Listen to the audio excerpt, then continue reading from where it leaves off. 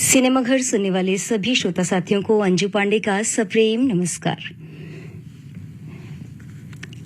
दोस्तों, आज बाल दिवस है और बाल दिवस के अवसर पर हम सिनेमा घर में लेकर आए हैं फिल्म दो कलियां, जिसमें कि दो छोटी बच्चियों की कहानी है।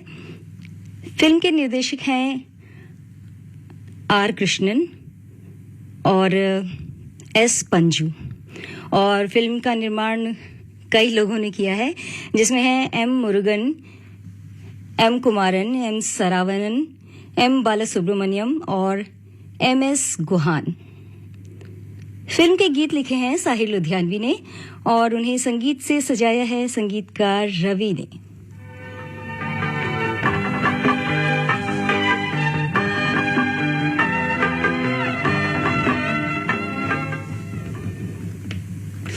फिल्म में मुख्य भूमिका में हैं माला सिन्हा, बिस्वजीत, महमूद, ओम प्रकाश और इन्हीं के साथ हैं निगार सुल्ताना, मनोरमा, हीरालाल, उमेश शर्मा और शबनम। और इस फिल्म में इंट्रोड्यूस किया गया है बेबी सोनिया को, जो कि डबल रोल में है। ये बेबी सोनिया है नीतू सिंह। जी हाँ दोस्तों, आप सभी जानते हैं कि नीतू सिंह बचपन में भी फिल्मों में काम किया करती थी, तो इसी फिल्म से उन्होंने अपने बचपन में फिल्मों में काम करना शुरू किया और छोटे में उनका नाम था बेबी सोनिया।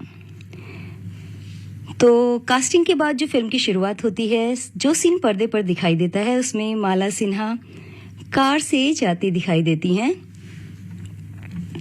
और वो अपने कॉलेज पहुंचती हैं कार से, जहां पर लड़कों का एक समूह खड़ा है और हॉर्न बजाती हैं, कोई सुनता नहीं है, तो वो टक्कर मार देती हैं एक लड़के को, जो कि हैं महमूद, और महमूद हैं महेश के रोल में। और इस टक्कर के बाद लड़के लड़कियों के दो गुटों में तकझक शुरू हो जाती है और छेड़छाड़ शुरू हो जाती है। इन्हीं लड़कों में फिल्म के हीरो हैं बिस्वजीत, जो कि फिल्म में हैं शेखर के रोल में। किरण शेखर से कहती है कि तुम्हें पता भी है कि तुम किससे बात कर रहे हो, क्योंकि दोनों गुटों में लड़ाई चल रही है, तो वो घमंड में ये बात बोलती हैं। इस पर शेखर कहता है कि हाँ जरूर, कमला ट्रांसपोर्ट कंपनी की एक बेकाबू बस से। इस पर किरण एकदम चिढ़ जाती है और नाराज हो जाती है। फिर शेखर और किरण में तकझक शुरू हो जाती है, लेकिन महेश शेखर को पीछे खींच लेता है और किरण अपनी गाड़ी लेके वहां से चली जाती है। महेश कहता है कि अरे इससे ज्यादा मत बोलो, ये बहुत तेज है, ये गोली है और इसकी माँ तो तोप का गोला है। महेश के इस तरह से बोलने से पता चलता है कि किरण की जो माताजी हैं वो काफी सख्त मिजाज होंगी। फिर सीन बदलता है, जहां निगार सुल्ताना और ओम प्रकाश दिखाई देते हैं, जो कि किरण के माता पिता के रोल में हैं। किरण की माँ उसके पिताजी के पैर पूजा कर रही हैं, क्योंकि उस दिन वट पूर्णिमा होती है। उन दोनों की बातचीत से पता चलता है कि किरण की माँ वाकई में काफी सख्त मिजाज हैं और उन्होंने ट्रांसपोर्ट कंपनी का पूरा काम अपने पति के हाथ से अपने हाथों में ले लिया है। अब घर का सीन खत्म होता है, फिर दूसरा सीन है जहां पर शेखर और महेश अपने कमरे में हैं और एक वकील आकर महेश को 250 रुपए देता है।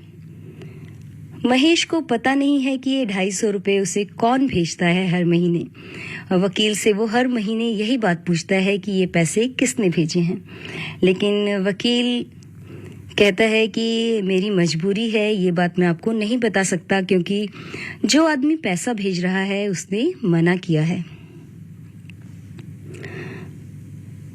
तो ये बात सुनकर शेखर चुप हो जाता है, क्योंकि महीने का खर्चा उसे मिल जाता है। उसका खर्चा आने से महेश उससे ज्यादा खुश होता है, क्योंकि वो भी इन्हीं पैसों से अपना खर्चा चलाता था। अब हर महीने ये जो पैसे भेजे जाते हैं, किरण की माँ जो है उन्हें दिखाए जाते हैं अगले सीन में कि किरण की माँ किरण के पिताजी को ताना मार रही हैं कि तुम 250 रुपए पता नहीं किसे भेजते हो हर महीने, और वकील के मार्फत भेजते हो, कब बताते ही नहीं हो किसे भेज रहे हो। ये बात किरण के पिताजी तो जानते हैं कि मैं शेखर को भेज रहा हूं और शेखर कौन है, लेकिन शेखर को पता नहीं होता। इधर कॉलेज में शेखर को मजा चखाने के लिए किरण उसे मीठी मीठी बातें करके अपनी कार में बिठा लेती है, क्योंकि दोनों में लड़ाई हुई थी तो वो उससे बदला लेना चाहती है। मीठी बातें करके वो उसे कार में बिठा लेती है और कहीं दूर ले जाती है, और वहां जाकर बोलती है कि अरे मेरी कार का इंजन बहुत गर्म हो गया है, जरा पानी ले आओ। सामने पानी दिखाई देता है तो बोलती है जाओ बाल्टी लेके जरा पानी ले आओ और इस पे डाल देते हैं। शेखर जैसे ही पानी लेने के लिए उतरता है वो कार लेकर के आगे चली जाती है और कहती है कि अब तुम यहाँ से पैदल आना, क्योंकि यहाँ पे कोई भी सवारी तुम्हें नहीं मिलेगी। शेखर चिल्लाता रह जाता है लेकिन वो सुनती नहीं है। थक हार कर बेचारा शेखर पैदल ही चल देता है घर की ओर, और चलते चलते रात हो जाती है। जहां पर शेखर पहुंचता है वहां देखता है कि किरण भी अपनी गाड़ी के साथ वहीं खड़ी है और बोनट खोल के कुछ ठीक कर रही है। मतलब उसकी गाड़ी खराब हो गई है, ठीक कर रही है लेकिन ठीक नहीं हो पा रही है। जब वो शेखर को देखती है तो उसकी जान में जान आती है।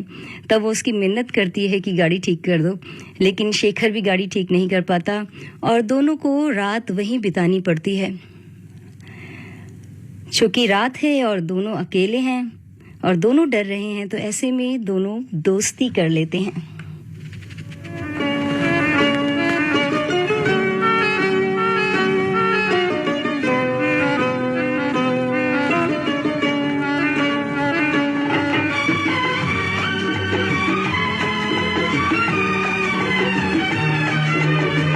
तुम्हारी नजर क्यों खफा हो गई, खता बख्श दो गर खता हो गई।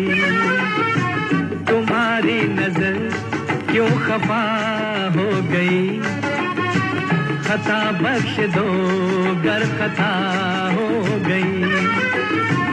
हमारा इरादा तो कुछ भी न था, तुम्हारी खता खुद सजा हो गई। हमारा इरादा तो कुछ भी न था, तुम्हारी खता खुद सजा हो गई।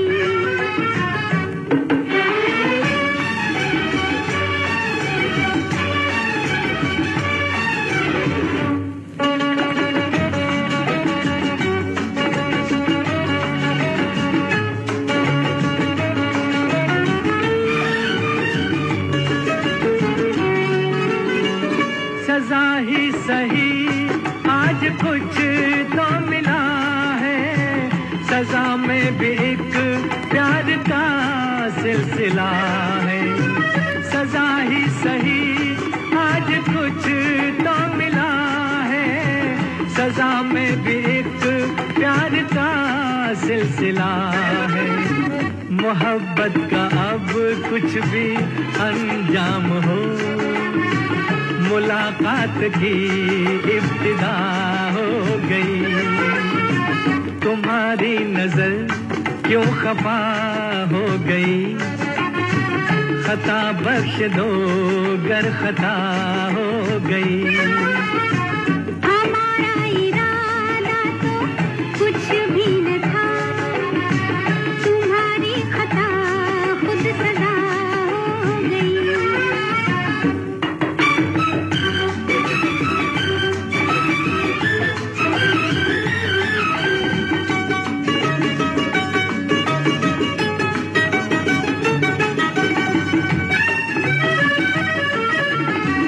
मुलाकात पे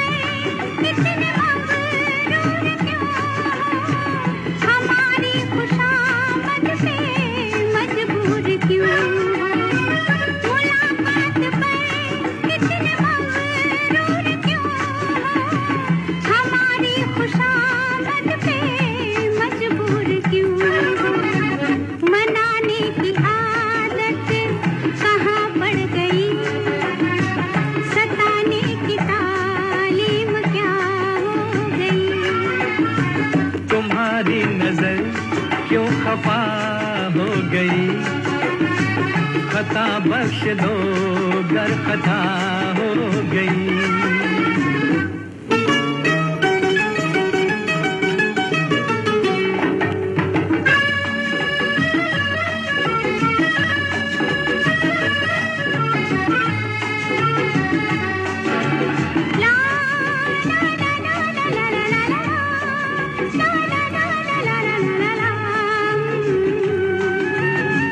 सताते न हम तो मनाते ही कैसे तुम्हें अपने नजदीक लाते ही कैसे सताते न हम तो मनाते ही कैसे तुम्हें अपने नजदीक लाते ही कैसे किसी दिन का चाहत को अरमान था कबूल आज दिल की दुआ हो गई तुम्हारी नजर क्यों खफा हो गई खता बख्श दो गर खता हो गई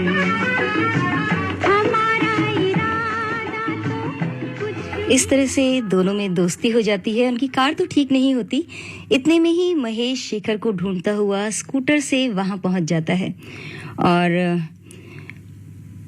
शेखर को ढूंढते हुए स्कूटर से आता है। जब शेखर उसे देखता है तो उसकी जान में जान आती है और वो उसी स्कूटर से किरण को उसके घर छोड़ने निकल पड़ता है। जब किरण के घर पर पहुंचते हैं दोनों घर के बाहर तो किरण की माँ दोनों को देख लेती है और नाराज होने लगती है। तो इस पर किरण बताती है कि ये मेरे कॉलेज का साथी है। किरण के पिता शेखर को पहचान लेते हैं और किरण की माँ को पता चल जाता है कि इसी शेखर के लिए ये जो है 250 रुपये हर महीने भेजा करते थे और शेखर को भी उसी समय पता चलता है कि जो हर महीने वो पैसे मिलते हैं उसको वो किरण के ही पिताजी भेजते हैं। यही वो शख्स हैं जो मुझे हर महीने पैसे भेजते हैं। किरण की दोस्ती शेखर के साथ देखकर उसकी माँ नाराज होती हैं। वो कहती हैं कि इसका साथ तुम छोड़ दो। इस पर किरण कहती है कि मैं शादी करूंगी तो शेखर से ही। लेकिन किरण की माँ चूंकि थोड़ा सा पैसे वाली हैं और घमंडी किस्म की औरत हैं तो वो कहती है कि शेखर से शादी तुम नहीं कर सकती क्योंकि ये लड़का मुझे पसंद नहीं है। तब किरण के पिता बताते हैं कि शेखर उसी व्यक्ति का पोता है जिसकी वजह से हमारी कमला ट्रांसपोर्ट कंपनी शुरू हुई थी। मतलब जब इनकी ट्रांसपोर्ट कंपनी शुरू हुई थी तो शेखर के दादाजी ने ही उन्हें पैसे दिए थे। कहता है कि हम इनका जो है एहसान कभी नहीं चुका सकते। सीन बदलता है। असल में जो उसकी माँ होती है वो थोड़ा सा ये बात सुन करके नरम पड़ जाती है और वो कहती है कि मैं एक ही शर्त पर शेखर से किरण की शादी करूंगी। मैं उससे कुछ सवाल पूछूंगी और उनके अगर वो सही सही जवाब देगा तब वो इंटरव्यू में पास माना जाएगा और उसकी शादी हो पाएगी। सीन बदलता है जहाँ पर किरण के पिताजी एक पर्चा लेकर के पहुंचे हुए हैं शेखर के कमरे में, क्योंकि वो चाहते हैं कि किरण से शेखर की शादी हो जाए।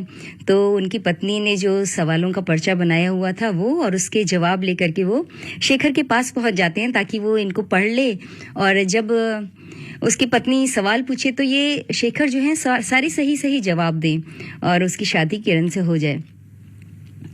तो वहां पर उस समय महेश भी होता है। महेश कहता है कि आप चिंता मत करिए, मैं सारे जवाब इसको रटवा दूंगा। और इस तरह से अगले सीन में दिखाया जाता है कि किरण की माताजी जो हैं वो शेखर से सवाल पूछ रही हैं और जो भी वो सवाल पूछती हैं उसका बहुत अच्छे से जवाब देता है, बड़ी बेबाकी से जवाब देता है शेखर। और उन्हें पता होता है कि उनकी बेटी और पति जो है वो उसे पर्चा दे चुके हैं और बता चुके हैं सारे जवाब, लेकिन शेखर जो जवाब दे रहा है वो उससे एकदम अलग होते हैं। वो उन जवाबों को नहीं देता जो किरण और उसके पिताजी उसे दे गए थे। तो किरण की माँ इस बात से खुश होती है कि इसने सारे जवाब अपने आप दिए और अच्छे से दिए और वो शादी के लिए राजी हो जाती है और इस तरह से दोनों की शादी हो जाती है।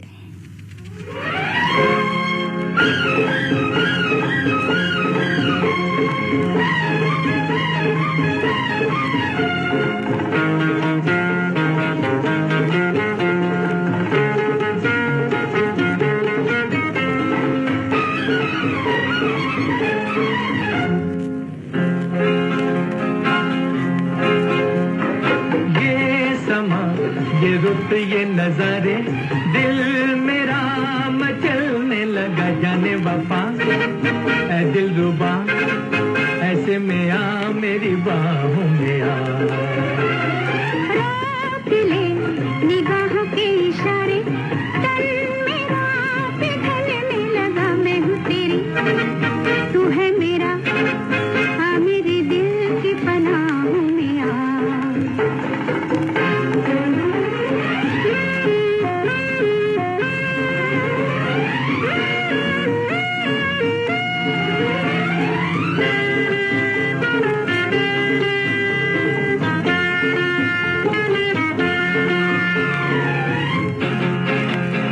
शाने पे मेरे गिरा दे जुल्फे आंखों पे मेरी बिछा दे जुल्फे शाने पे मेरे गिरा दे जुल्फे आंखों पे मेरी बिछा दे जुल्फे ऐसा जगा दे प्यार का जादू सारे जहां पे जाए नशा रोक ले निगाहों के इशारे तन मेरा पिघलने लगा मैं हूँ तेरी तू है मेरा आ मेरे दिल की पनाहों में आ ये समा ये रुत ये नजारे दिल मेरा मचलने लगा जाने वफा ऐ दिल रुबा ऐसे में आ मेरी बाहों में आ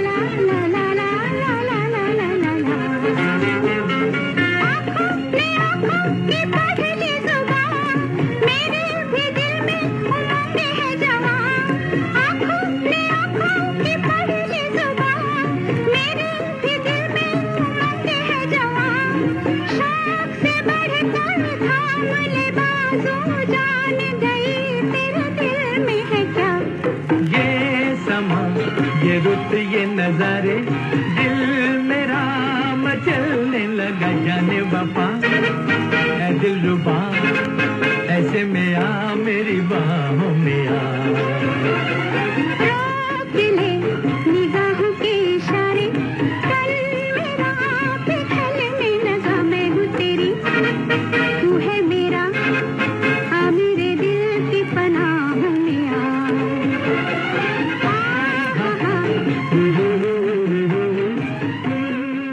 फिर सीन बदलता है जहां दिखाया जाता है कि किरण अस्पताल में है और वहां पर सब लोग बाहर इंतजार कर रहे हैं। अंदर से खबर आती है कि किरण ने जुड़वा बच्चियों को जन्म दिया है। सभी लोग बहुत खुश होते हैं। किरण की मां बच्चियों का नाम गंगा और जमुना रख देती हैं। इस पर शेखर नाराजगी जताता है कि मुझसे बिना पूछे मेरी बच्चियों का नाम रख दिया। इस बीच शेखर के जो संवाद होते हैं किरण की माताजी से, उनसे पता चलता है कि वो खुश नहीं है क्योंकि उसे उन्होंने अपनी कंपनी में मैनेजर के पोस्ट पे रखा हुआ है, लेकिन वो नाम का मैनेजर है। सारा काम किरण की माँ के इशारे पर होता है, जिससे वो खुश नहीं रहता। और जो भी हुक्म किरण की माँ देती है सब लोग वही बात मानते हैं। वो सिर्फ एक कठपुतली की तरह है। तभी फोन आता है कि ट्रांसपोर्ट कंपनी की बस से कोई एक्सीडेंट हो गया है। शेखर तुरंत दूसरे अस्पताल पहुंचता है। वहां उसे पता चलता है कि एक मजदूर बुरी तरह घायल हुआ है जो अस्पताल में भर्ती है और उसकी पत्नी वहां बैठी रो रही होती है और उसकी बेटी भी वहां खड़ी होती है। उसकी पत्नी से शेखर को पता चलता है कि 15 दिन बाद बेटी की शादी होने वाली है। अब पति जो है वो अस्पताल में पड़ा रहेगा तो पैसा कहाँ से इकट्ठा होगा और शादी कैसे होगी। इस पर शेखर कहता है कि आप चिंता मत करिए, ये मेरी बहन है, इसकी शादी मैं करूँगा और सारा खर्चा मैं उठाऊँगा। और वो अपने दफ्तर पहुंचकर उस लड़की को 3,000 रुपये देने की बात करता है, जिस पर किरण की माताजी भड़क जाती हैं क्योंकि वो मुआवजे के रूप में 300 रुपये उन्हें दे चुकी होती हैं और उनके दस्तखत भी ले चुकी होती हैं। लेकिन वो कहता है कि मैं तो 3,000 रुपये दूंगा, आप चाहे मेरी तनख्वाह में से काट लीजिए। और वो तिजोरी खोल के उसमें से 3,000 रुपये निकालता है और उस लड़की को थमा देता है और कहता है कि मैं अब आपकी कंपनी से इस्तीफा दे रहा हूँ, और वहां से इस्तीफा दे देता है। शेखर की सास को ये बात अच्छी नहीं लगती, किरण की माताजी को। सीन फिर बदलता है जहां दिखाया जाता है कि कमला ट्रांसपोर्ट कंपनी की रजत जयंती मनाई जा रही है और मेहमानों के स्वागत के लिए किरण और उसकी मां खड़ी हैं। वहां महेश भी अपने दोस्तों के साथ आता है क्योंकि वो शेखर का बहुत अच्छा दोस्त है, तो उसके कॉलेज के और भी कई दोस्त उसके साथ आते हैं और उन्हें खाने के टेबल पर बिठाया जाता है। शेखर उन्हें बिठाता है कि बैठो खाना खाओ, लेकिन जैसे ही वो खाने की मेज पर बैठते हैं उसके दोस्त, तो उन्हें वहां से उठा दिया जाता है ये कहकर कि ये बड़े लोगों के लिए है, तुम लोग यहाँ नहीं बैठ सकते। बड़े लोगों के लिए मतलब जो पैसे वाले रसूख वाले लोग आएंगे वो यहाँ बैठेंगे। ये बात सुनकर महेश बहुत नाराज हो जाता है और अपने दोस्त शेखर से कहता है कि तुम्हारी इतनी भी इज्जत इस घर में नहीं है, ये मुझे पता नहीं था। और वो वहां से बिना खाना खाए अपने दोस्तों के साथ चला जाता है। शेखर को ये बात बहुत बुरी लगती है। वो अपनी पत्नी किरण से कहता है कि अभी यहाँ से चलो मेरे साथ, लेकिन किरण की माँ उसको नहीं जाने देती। दोनों में थोड़ी सी तकझक होती है। किरण की माँ किरण को एक कमरे में धकेल देती है और कमरा बंद कर देती है और वो धीरे से ही धक्का देती है, लेकिन अंदर जाकर के किरण गिर जाती है जिससे उसके सर में चोट लग जाती है और वो बेहोश हो जाती है। शेखर बाहर से ही किरण से पूछता है कि तुम्हें मेरे साथ चलना है कि नहीं, लेकिन अंदर तो किरण बेहोश पड़ी है तो बोलती कैसे। इस पर उसकी माँ कहती है कि देखो, चुप्पी का मतलब है कि वो तुम्हारे साथ नहीं जाना चाहती है, अब तुम चुपचाप यहाँ से चले जाओ। लेकिन वो अकेला नहीं जाता, वो दोनों बच्चियों में से एक बच्ची को उठा लेता है जो कि बड़ी है गंगा। वो गंगा को लेकर वहां से चला जाता है। किरण की माँ काफी रोकने की कोशिश करती है लेकिन वो रुकता नहीं है। अगले सीन में दिखाया जाता है कि शेखर अपनी बेटी गंगा को लेकर पानी के जहाज में है जिससे वो सिंगापुर जा रहा है। सिंगापुर जाकर के बेरोजगार शेखर एक पार्क में बैठा हुआ है और सोच में पड़ा है कि मैं क्या काम करूंगा। तभी एक छोटी सी बच्ची खेलती हुई तालाब में गिर जाती है, जिसे शेखर देखता है और उसे तालाब में कूद करके उसे बचा लेता है। ये देखकर एक बुजुर्ग सा व्यक्ति वहां खड़ा होता है जो बहुत प्रभावित होता है। बच्ची के माता पिता तो उसे धन्यवाद देते ही हैं, पैसा देने लगते हैं, लेकिन शेखर नहीं लेता है। तो जो वो बुजुर्ग व्यक्ति उसे देख रहा था वो उससे बहुत प्रभावित होता है और कहता है कि तुम कहाँ से आए हो और क्या काम करते हो। शेखर बताता है कि मैं भारत से आया हूँ और अभी बेरोजगार हूँ, काम की तलाश में हूँ। इस पर बातों बातों में शेखर को पता चलता है वो व्यक्ति जो है वो उसके दादाजी का दोस्त है। कभी उसके दादाजी का दोस्त हुआ करता था, फिर सिंगापुर आ गया और भारत में ही बेंगलोर में उसका एक बंगला भी है। वो व्यक्ति अपने पास रख लेता है उसे, कहता है कि शेखर को कहता है कि तुम मेरी कंपनी में मैनेजर के रूप में काम करो। शेखर बहुत जी जान लगाकर काम करने लगता है और उसकी कंपनी को बुलंदियों पे पहुंचाता है। तो वो शेखर को मैनेजर से हटाकर अपना हिस्सेदार बना लेता है कंपनी में।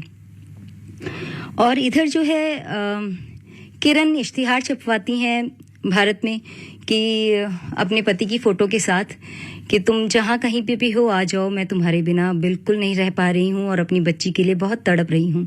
लेकिन शेखर तो सिंगापुर आ चुके हैं तो वो ये इश्तिहार देख नहीं पाते। इश्तिहार देखती है वो लड़की जिसकी उन्होंने शादी में मदद की थी शेखर ने, और वो यही सोचती है कि इतना भला आदमी है, इसके साथ भी इस तरह की बात हो गई कि इसकी पत्नी ने इसे छोड़ दिया। अब शेखर की जो बेटी है वो अगले सीन में बड़ी होती हुई दिखाई जाती है, स्कूल जाने लायक हो गई है, बच्ची 6-7 साल की हो चुकी है।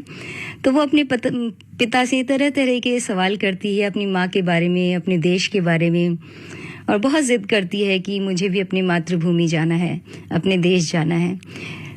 तो शेखर जहाँ काम करते थे वो व्यक्ति उनसे कहता है कि जब बच्ची इतनी ज़िद कर रही है तो तुम इसे भारत ले जाओ, और मैं अपना बेंगलोर वाला बंगला तुम्हारी बच्ची के नाम कर देता हूँ, गंगा के नाम कर देता हूँ।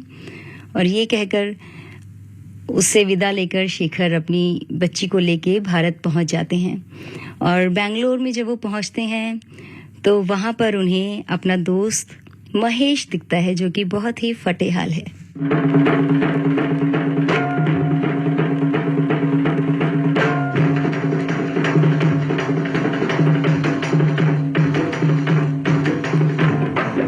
करा लो,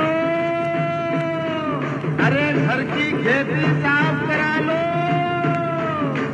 मुस्लिम को तस्लीम मर्द है, हिंदू को प्रणाम। प्यारे मैं हूँ एक हज्जाम, प्यारे मैं हूँ एक हज्जाम।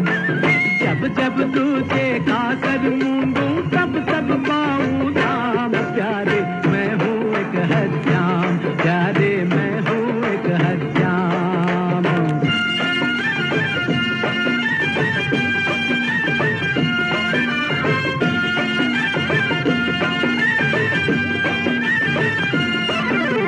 सबकी खातिर खुला हुआ है इस कैंची का खाता। सबकी खातिर खुला हुआ है इस कैंची का खाता। क्या पंडित जी क्या मौलाना, सबसे अपना नाता। क्या पंडित जी क्या मौलाना, सबसे अपना। अरे सफेद बाल सबके हुलिये चौकस रखना हम लोगों का काम। प्यारे मैं हूँ एक हज्जाम, प्यारे मैं हूँ एक हज्जाम। मुस्लिम को तस्लीम मर्ज है, हिंदू को प्रणाम। प्यारे मैं हूँ एक हज्जाम, प्यारे मैं हूँ एक हज्जाम।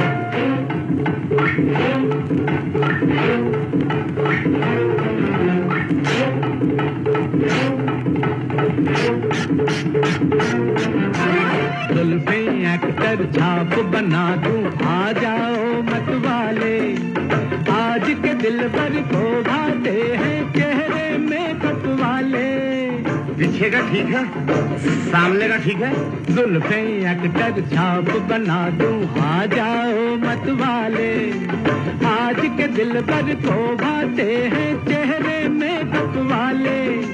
सबसे परी पीछे पाएगा पहले बन गुलफाम। प्यारे मैं हूँ एक हज्जाम, प्यारे मैं हूँ एक हज्जाम। मुस्लिम को तस्लीम मर्ज है, हिंदू को प्रणाम। प्यारे मैं हूँ एक हज्जाम, प्यारे मैं हूँ एक हज्जाम।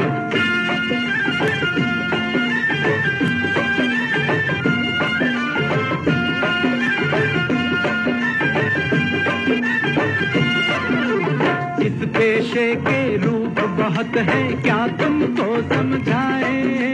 इस पेशे के रूप बहुत है, क्या तुमको समझाएं।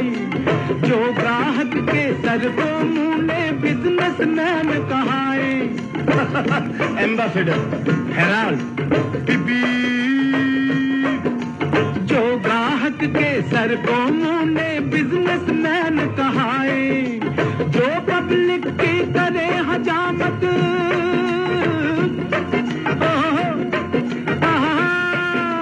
जो पब्लिक की करे हजामत, उनका लीडर नाम। प्यारे मैं हूँ एक हज्जाम, प्यारे मैं हूँ एक हज्जाम। मुस्लिम को तस्लीम मर्ज है, हिंदू को प्रणाम। प्यारे मैं हूँ एक हज्जाम, प्यारे मैं हूँ एक हज्जाम। अरे जब जब दूजे खाकर मूंदूं तब तब पाऊं धाम। प्यारे मैं हूँ एक हज्जाम, प्यारे।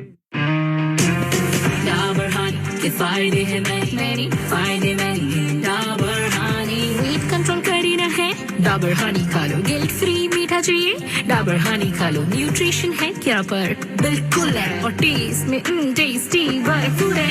डाबर हनी के फायदे हैं मैनी, फायदे मैनी हैं डाबर हनी। फायदा नंबर 1 करेगा इम्यूनिटी बूस्ट, फायदा नंबर 2 करेगा स्टैमिना इंप्रूव, फायदा नंबर 3 करोगे तुम अग्री हो जाओगे stress free and wanna fly like a bee. Dabur honey के फायदे हैं मैनी, फायदे मैनी हैं डाबर हनी।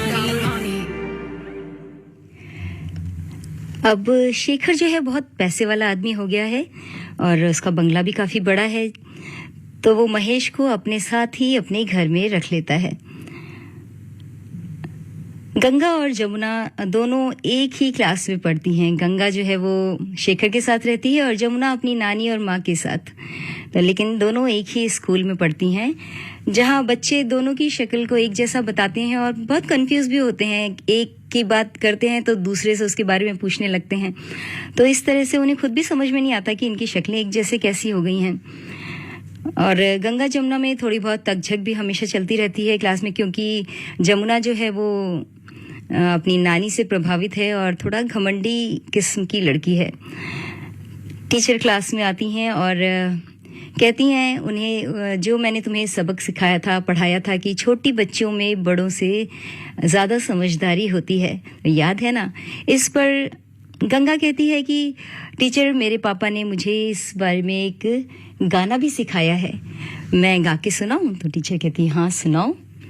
तो गंगा जो है वो ये गाना गाती है। मन के सच्चे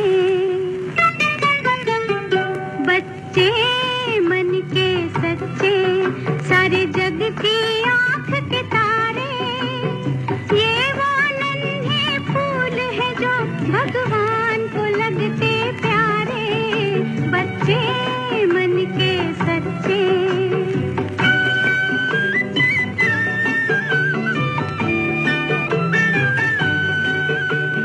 खुद रूठे खुद मन जाए, फिर हम जोली बन जाए, झगड़ा जिसके साथ करे, अगले ही पल फिर बात करे, झगड़ा जिसके साथ करे, अगले ही पल फिर बात करे। इनको किसी से बैर नहीं, इनके लिए कोई गैर नहीं, इनका भोलापन मिलता है सबको बाह पसारे, बच्चे मन के सच्चे, सारे जग की आँख के तारे, ये वो नन्हे फूल है जो भगवान को लगते प्यारे, बच्चे मन के सच्चे।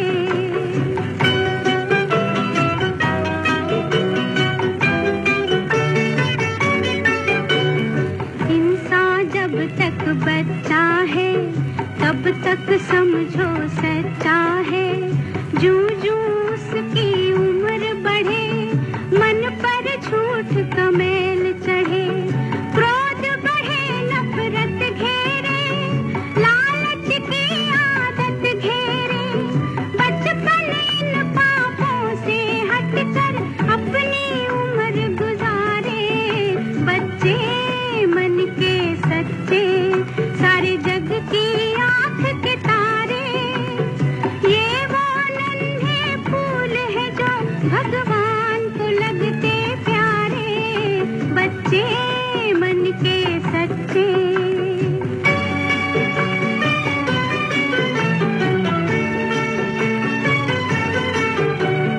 तन कोमल मन सुंदर है, बच्चे बड़ों से बेहतर है, इनमें छूत और छात नहीं, झूठे जात और पात नहीं, भाषा की तकरार नहीं, मजहब की दीवार नहीं, इनकी नजरों में एक है मंदिर मस्जिद गुरुद्वारे, बच्चे मन के सच्चे, सारे जग की आँख के तारे, ये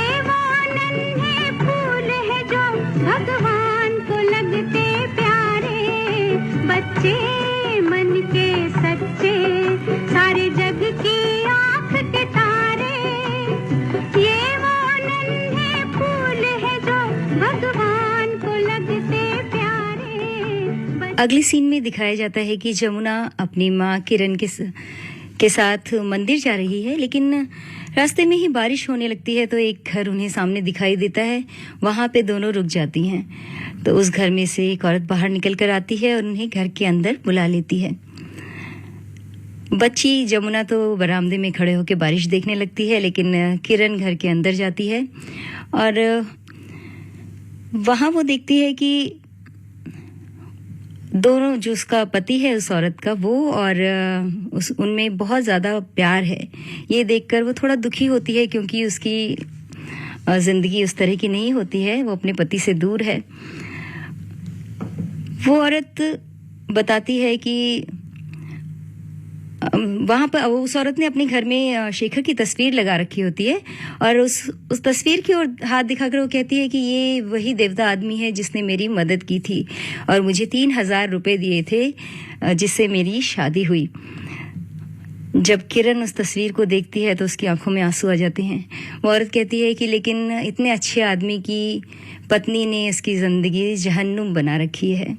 तब किरण कहती है कि मैं ही वो औरत हूँ। और किरण जो सामग्री लेकर के जा रही होती है मंदिर भगवान को समर्पित करने, वो शेखर की फ़ोटो पे समर्पित कर देती हैं और उदासी में वहाँ से निकल जाती हैं। और उधर शेखर को भी यदा कदा किरण की बहुत याद आती थी क्योंकि वो उन्हें प्यार तो करते ही हैं, लेकिन गलतफहमी में दोनों अलग रह रहे हैं।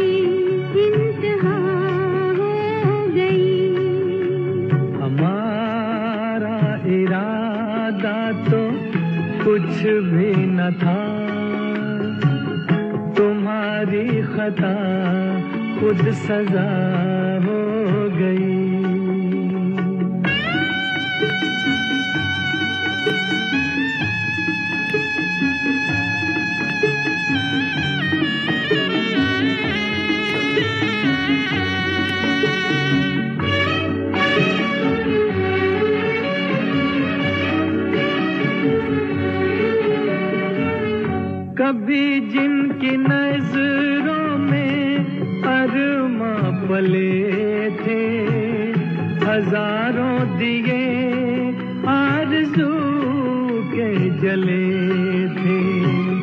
कभी जिनकी नजरों में अरमा पले थे, हजारों दिए आरज़ू के जले थे। यकीन है मगर ये यकीन जुर्म है कि उनकी नजर बेवफा हो गई। तुम्हारी नजर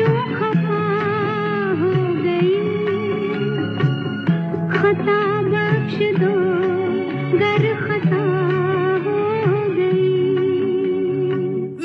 बदलते मौसम की खांसी तो आम कॉफ सिरप नहीं, घर लाओ डाबर हनी टस। तुलसी मुलेठी हनी से बना, आयुर्वेदिक डाबर हनी टस अपना, खांसी का दुश्मन डाबर हनी टस, डाबर हनी टस। अब हनी टस के साथ 10 रुपए का हॉट सिप सैशे बिल्कुल मुफ्त। इधर महेश जब देखता है कि शेखर उदास है तो वो कहता है कि अब भाभी को ले आओ, लेकिन शेखर कहता है कि उन लोगों से मेरा बरसों से कोई संपर्क नहीं है, मैं अचानक कैसे वहां चला जाऊं। तब महेश कहता है कि जिस तरह से हनुमान जी सीता जी के पास राम की खबर लेकर गए थे, उसी तरह से मैं भी भाभी के पास जाऊंगा तुम्हारी खबर लेकर। और वो शेखर से अंगूठी मांगता है और किरण के घर पहुंच जाता है। अभी वो बाहर ही होता है कि उसे किरण और उसकी माँ की बातें सुनाई देती हैं, जहां किरण की माँ शेखर को जेल भेजने की बात कर रही होती है, क्योंकि उसकी बेटी किरण जो है वो दुखी रहती है शेखर के बारे में सोच सोच के। उसे लगता है कि शेखर ने उसकी बेटी की जिंदगी तबाह कर दी है, इसीलिए वो इस तरह की बात बोलती है। ये बात महेश बाहर ही सुनता है और वहीं से वापस हो जाता है। घर आकर शेखर को वो सारी बात बताता है, जिससे शेखर बहुत दुखी होता है। जो थोड़ी बहुत उम्मीद उसे थी कि वो किरण को फिर से पालेगा, वो भी खत्म हो जाती है। इधर शेखर ने अपनी बेटी गंगा के लिए डांस टीचर रखी हुई है। डांस टीचर के रूप में है अभिनेत्री गीतांजलि और फिल्म में उनका नाम है मेनका, और उनकी माँ भी हैं जो कि अभिनेत्री मनोरमा हैं और फिल्म में उनका नाम है मधुमती। तो डांस टीचर मेनका अपनी माँ मधुमती के साथ वहाँ आती है उनके घर में गंगा को डांस सिखाने के लिए, और उसी समय बाहर से शेखर आ रहा होता है। उसे देख करके डांस टीचर मेनका की माँ बोलती है कि बच्ची अभी ठीक से सीख नहीं पाई है, तो तुम नाच करके दिखा दो, ताकि वो जो है शेखर को रिझाने की कोशिश करती है, ताकि शेखर उसकी बेटी से रिझ जाए और उससे विवाह कर ले। और मेनका जो है वो नृत्य करके दिखाती हैं।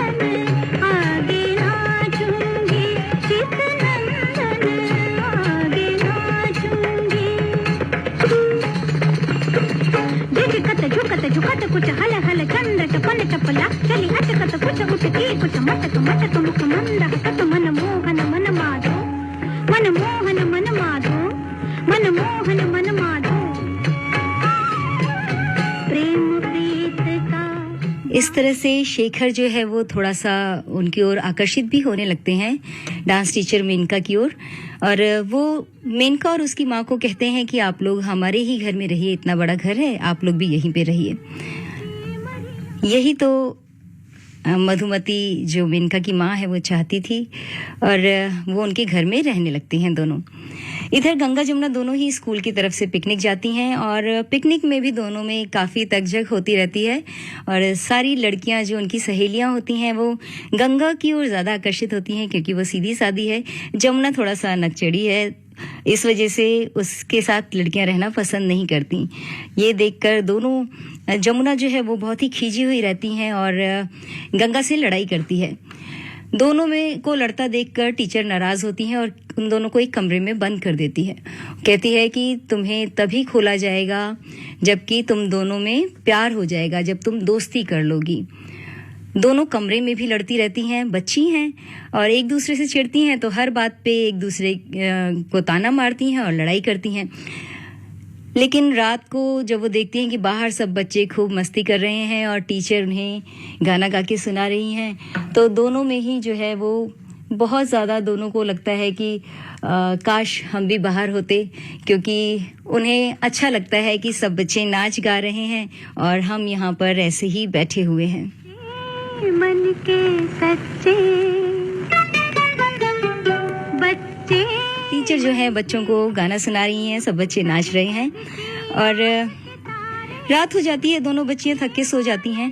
लेकिन रात में आंधी आने लगती है और एक कीड़ा आ जाता है जमुना के बिस्तर पर, जिससे वो चीख पड़ती हैं और उठ जाती हैं। गंगा भी उठ जाती है। अब दोनों को एक दूसरे के सहारे की जरूरत होती है और गंगा जो है जमुना को कह देती है, अगर तुम्हें डर लग रहा है तो तुम आ जाओ, मेरे साथ आकर के सो जाओ। इस तरह से दोनों बच्चियों में दोस्ती हो जाती है और जब उनकी टीचर सुबह खोलती हैं दरवाज़ा तो देखकर बड़ी खुश हो जाती हैं कि अच्छा, अब तो दोनों में दोस्ती हो गई। और इधर उनके घर में जो है, गंगा के घर में उसके पिता शेखर की तबीयत खराब है और उसकी देखभाल में लगी हैं मेनका, उनकी डांस टीचर। मेनका और उसकी माँ मधुमती मिलकर के उसको, शेखर को जो है दवा के बदले शराब देती रहती है, जिससे वो हमेशा नशे में रहता है।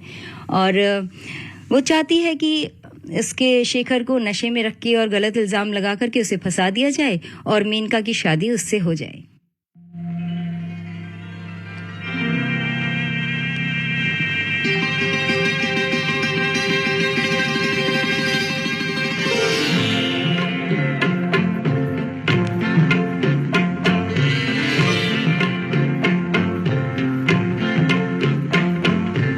सजना ओ सजना,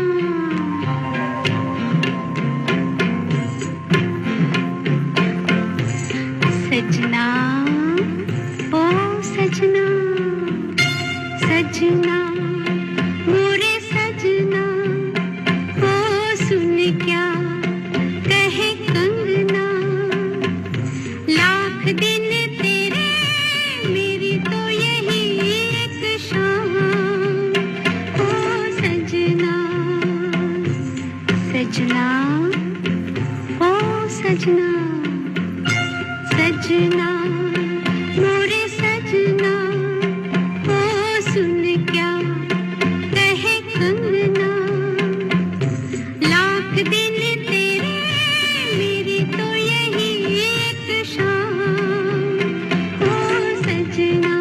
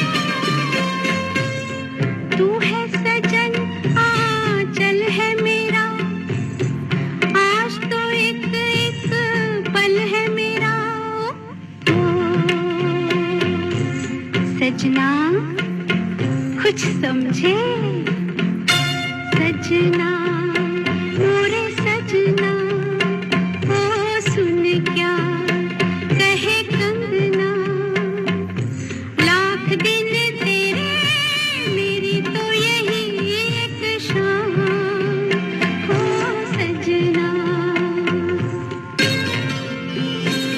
इधर पिकनिक में जमुना जो है वो अपने माता पिता की फ़ोटो लेकर के गई होती है और फ़ोटो देख करके गंगा अपने पिता की फ़ोटो देखती है और दोनों को पता चल जाता है कि दोनों के माँ बाप एक ही हैं, इसीलिए इनकी शक्लें भी एक जैसी हैं। अब दोनों में बहुत दोस्ती हो जाती है और जब वो पिकनिक से लौटने लगती हैं तो वो एक दूसरे से अदला बदली कर लेती हैं। गंगा की जगह जमुना चली जाती है और जमुना की जगह गंगा।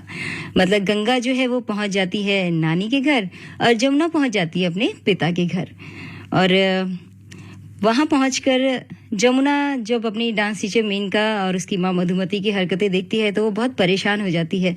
उसे लगता है कि ये क्या हो रहा है, ये लोग मेरे पिताजी को फंसा रहे हैं। और इधर गंगा अपनी नानी को सबक सिखाने में लग जाती है। वो एक पत्र लिखती है अपने नाना के नाम से कि उसमें लिखती है कि मैं संन्यास ले रहा हूँ और घर छोड़कर जा रहा हूँ। ये पत्र पढ़कर उसकी नानी रोने लगती हैं। तभी सामने से नाना जी यानी कि किरण के पिताजी आते हुए दिखाई देते हैं तो सबको पता चल जाता है कि इस बच्ची ने ये हरकत की है और उसे डांट पड़ती है। तो वो कहती है कि जिस तरह से नानी और नाना साथ रहते हैं उसी तरह से माँ पिताजी को भी साथ रहना चाहिए। दोनों बच्चियां फोन पर बात करती हैं, एक दूसरे को सब बातें बताती हैं घर की। और जमुना जो है गंगा को मेनका और मधुमती के बारे में बताती है। और इधर जो है मेनका से तकझक होती है तो वो जमुना को धक्का दे देती है और वो सीढ़ी से गिरकर बेहोश हो जाती है। अब ये बेहोशी वाली बात जो है वो देख रहा होता है महेश और वो सारी बातें गंगा को फोन करके बता देता है। गंगा अपनी माँ के साथ सारी बातें करती है और बहुत दुखी हो जाती है दूसरे माता पिता को खुश देख करके। उसे लगता है कि काश मेरे माता पिता भी इसी तरह से होते।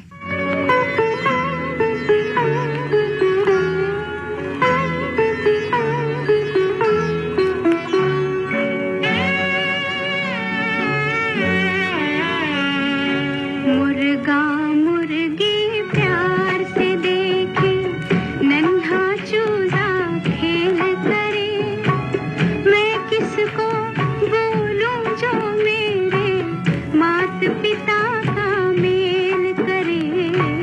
मुर्गा मुर्गी प्यार से देखे, नन्हा चूजा खेल करे, मैं किसको बोलूं जो मेरे मात पिता का मेल करे। मुर्गा मुर्गी प्यार से देखे।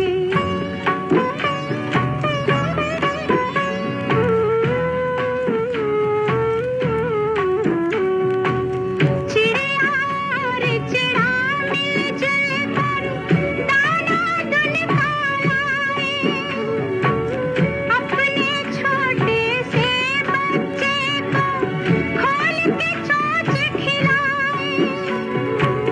मैं जब अपने भाग को सोचूं, आँख में आंसू आए, आँख में आंसू आए।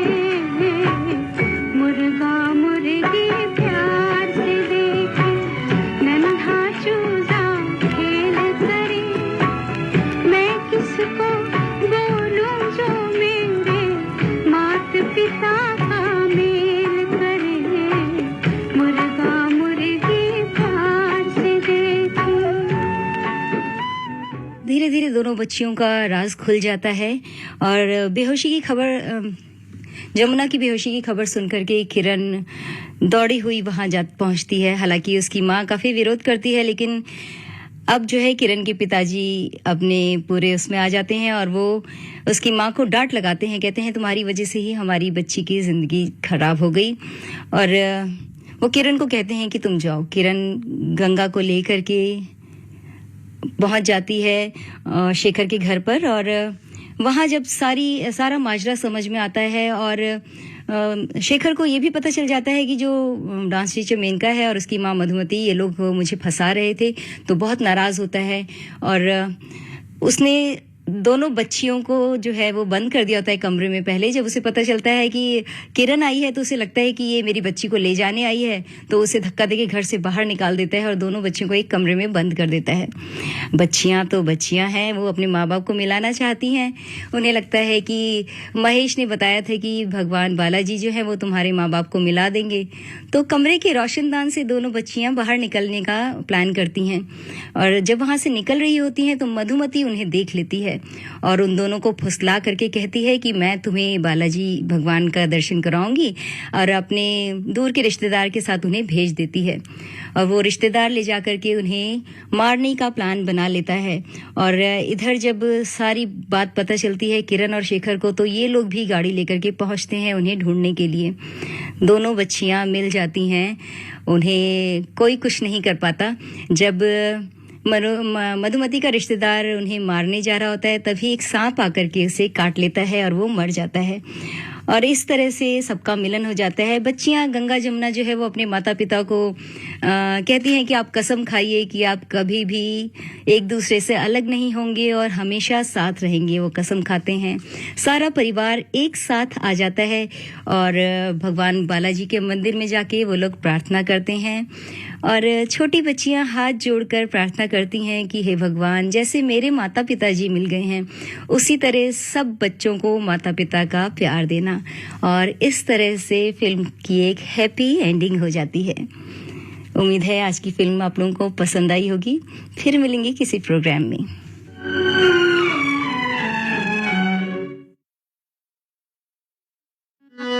अरे क्या कहते हो भैया? पहले बेहद मजबूरी थी जब पानी से दूरी थी, और गुड़िया पानी लाती थी, मीलों तक पैदल जाती थी। फिर मोदी जी ने लिया वचन, लाल किले से किया ये प्रण, रच दी फिर एक नई कहानी, घर घर पहुंच रहा है पानी। देश के 13 करोड़ घरों में नल से शुद्ध जल। हाँ भैया, हर घर जल, हर घर जल, हर घर जल, हर घर जल, हर घर जल। जल जीवन मिशन।